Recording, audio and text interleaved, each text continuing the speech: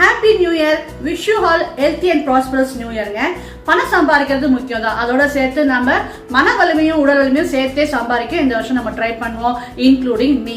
நானும் இந்த வருஷம் கொஞ்சம் உடம்பு நல்லா பார்த்துக்கணும்னு ரெசல்யூஷன் எடுத்திருக்கேங்க. நாயகனாய் நின்ற நந்தகோபாலனுடைய கோயில் காப்பாரின் பாசுரம் பாடக்கூடிய மார்கழி 16ஆம் நாள் என்ன பெருமாளுக்கு நைவேத்தியம் பண்றேன்னு பார்க்கலாமா? வாங்க.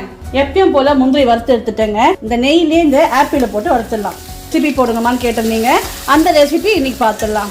ஒரு 2 நிமிஷம் நெய்யில் ஆப்பிள் வதக்கினா போதுங்க. 1/2 கப் ரவை எடுத்து வச்சிருக்கேன், அதையும் இந்த ஆப்பிளோட சேர்த்து வதக்கிடலாம்.